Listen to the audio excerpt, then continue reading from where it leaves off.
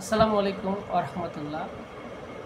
আজকে আমি তোমাদেরকে পড়াবো জ্যোতিচিহ্ন। আজকে আমি তোমাদের পড়াবো জ্যোতিচিহ্ন। জ্যোতিচিহ্নের সংকেতগুলো কী কী এই তো দেখা যাচ্ছে। আমি সিরিয়ালে তোমাদেরকে এখন বিস্তারিত বলব। এই তো জ্যোতিচিহ্ন। জ্যোতিচিহ্ন কি? মুখের কথাকে লিখিত রূপ দেওয়ার সময়ে কম বেশি থামা বোঝাতে যেসব চিহ্ন ব্যবহৃত হয় সেগুলোকে জ্যোতিচিহ্ন বলে। বক্তব্যকে স্পষ্ট কিছু জ্যোতিচিহ্ন ব্যবহৃত হয়ে থাকে। বক্তব্য পেশ করতে কিছু জ্যোতিচিহ্ন ব্যবহৃত হয়ে থাকে, সেগুলো আমি এখন তোমাদের সামনে উপস্থাপন করব। চিহ্নের কাজ কি? এক নম্বর হলো, এটা হলো দাড়ি। দাড়ির কাজ কি? দাড়ি বাক্যের সমাপ্তি বোঝায়। যেমন সে খেলার মাঠ থেকে বাড়ি ফিরল। তারপর কমা। কমা হলো একটু বিরতি বোঝাতে কমা ব্যবহার করা হয়। একটু বিরতি বোঝাতে কমা ব্যবহার হয়। যেমন আমার পছন্দের ফুল গোলাপ, বেলি, জুই, হাসনা, হেনা ইত্যাদি ইত্যাদি। সেমিকোলন। সেমিকোলন কি? ঘনিষ্ঠ সম্পর্ক আছে এমন দুটি বাক্যের মাঝখানে সেমিকোলন ব্যবহার হয়। যেমন তিনি এলেন, তার বেশিক্ষণ, তবে বেশিক্ষণ বসলেন না। যেমন তিনি এলেন কিন্তু বেশিক্ষণ বসলেন না।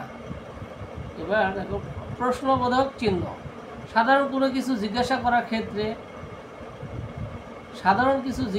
করার ক্ষেত্রে প্রশ্নবোধক চিহ্ন ব্যবহৃত হয়। যেমন সে কখন এসেছে, সে কখন এসেছে ইত্যাদি।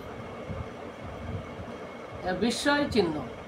বিভিন্ন আবেগ বোঝাতে বিস্ময় চিহ্ন বসে। বিভিন্ন আবেগ বোঝাতে বিস্ময় চিহ্ন বসে। বিভিন্ন আবেগ বোঝাতে বিস্ময় চিহ্ন বসে। যেমন বাহ, তুমি তো চমৎকার ছবি আঁকো, বাহ, তুমি তো সুন্দর ছবি এঁকেছ ইত্যাদি ইত্যাদি। হাইফেন। হাইফেন কখন হয়?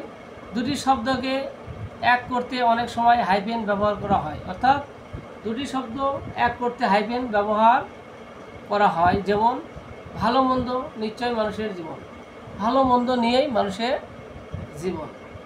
তারপরে দেখো ড্যাশ। এক বাক্যের ব্যাখ্যা পরের ব্যাখ্যা করা হলে দুই বাক্যের মাঝে ড্যাশ বসে। অর্থাৎ তিনি ভালো রাজা যিনি প্রজাদের কথা সব সময় ভাবেন। অর্থাৎ তিনি ভালো রাজা যিনি প্রজাদের ভালো মন্দ সব সময় বোঝেন। এইবার 8 নম্বর ক্লোন। উদাহরণ উপস্থাপনের সময় ক্লোন বসে। যেমন যোগাযোগের দুটি রূপ, ভাষিক যোগাযোগ ও অভাষিক যোগাযোগ। এইবার উদ্ধার চিহ্ন। উদ্ধার চিহ্ন, এই যে সবার সেটা উদ্ধার চিহ্ন। কারো কথা সরাসরি দেখাতে উদ্ধার চিহ্ন বসে।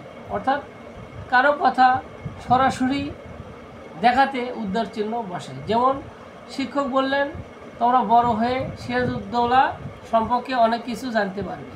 যেমন শিক্ষক বললেন, তোমরা বড় হয়ে নবাব সিরাজউদ্দৌলা সম্বন্ধে অনেক কিছু জানতে পারবে বা অনেক কিছু জানবে। তো আজকে এই ভিডিওতে জ্যোতিচিহ্নের ব্যবহার আমি তোমাদেরকে বললাম।